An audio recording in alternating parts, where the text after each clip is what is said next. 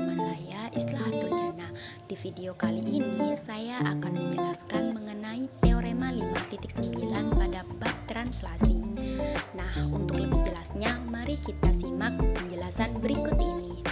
Apa sih bunyi dari teorema 5.9 dan bagaimana pembuktiannya?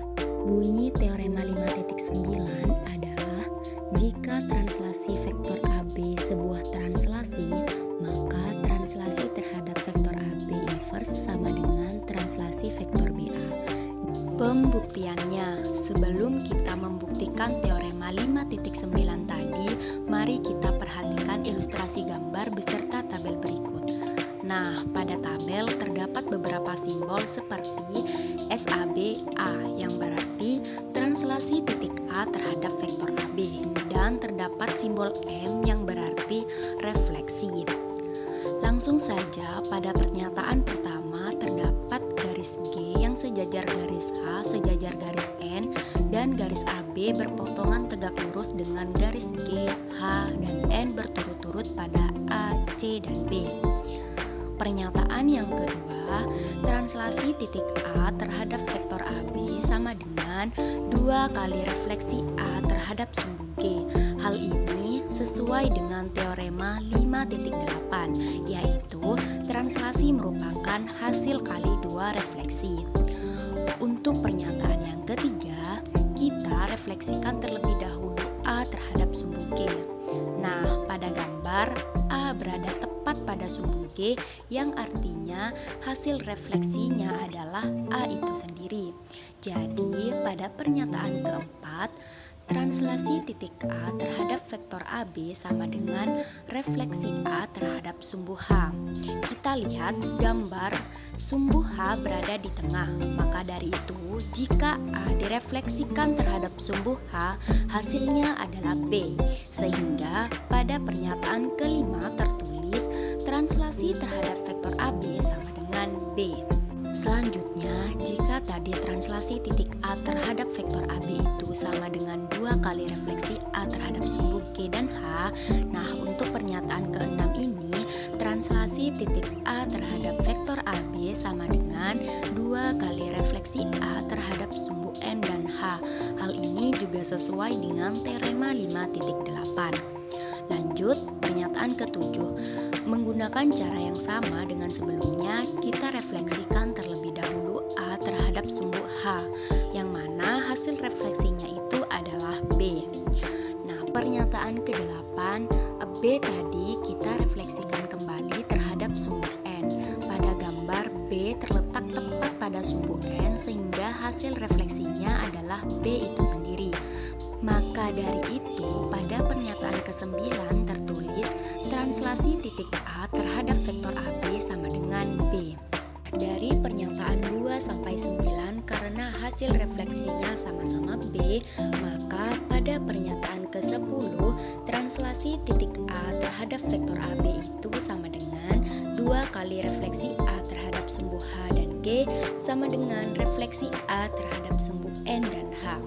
Jadi, dari pernyataan ke-10 disimpulkan pada pernyataan ke-11, yaitu translasi terhadap vektor AB sama dengan 2 kali refleksi terhadap sumbu H dan G sama dengan 2 kali refleksi terhadap sumbu N dan H.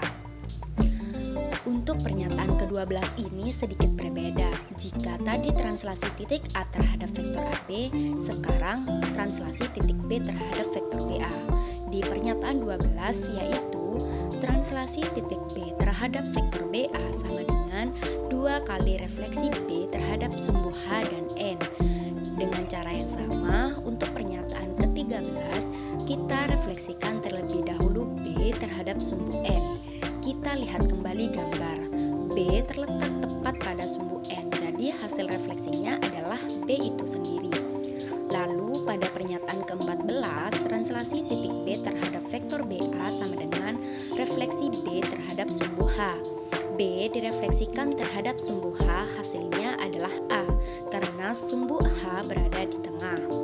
Sehingga pada pernyataan ke-15, translasi titik B terhadap vektor BA sama dengan A.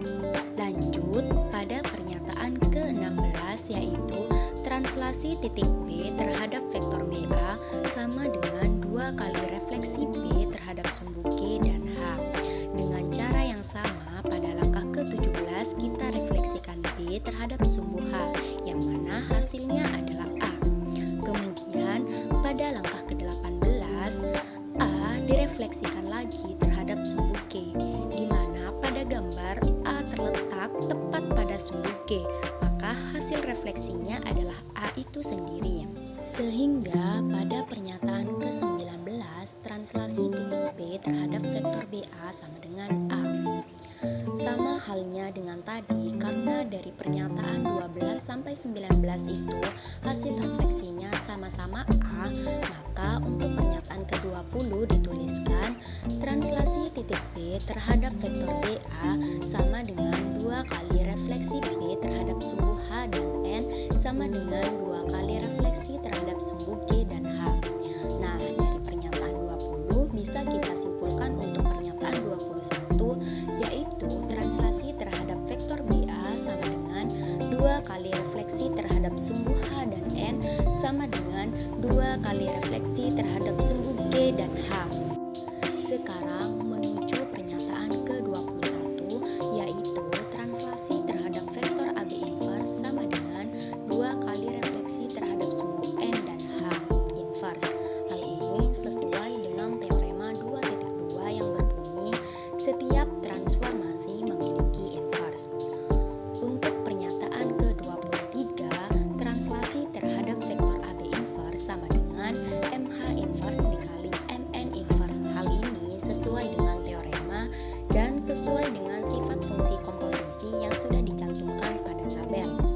Untuk pernyataan ke-24, translasi terhadap vektor AB inverse sama dengan 2 kali refleksi terhadap sumbu H dan N.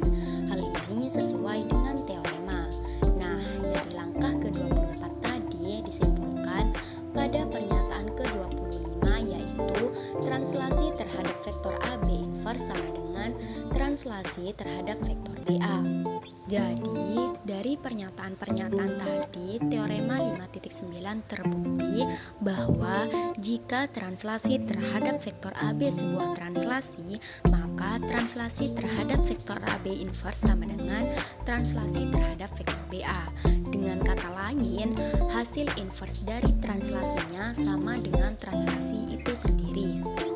Secara lebih singkat, bukti dari teorema tadi dapat dilakukan dengan cara sebagai berikut. Pernyataan pertama, translasi merupakan hasil kali 2 refleksi. Hal ini sesuai dengan teorema. Pada pernyataan kedua, refleksi merupakan suatu transformasi. Hal ini juga berdasarkan teorema.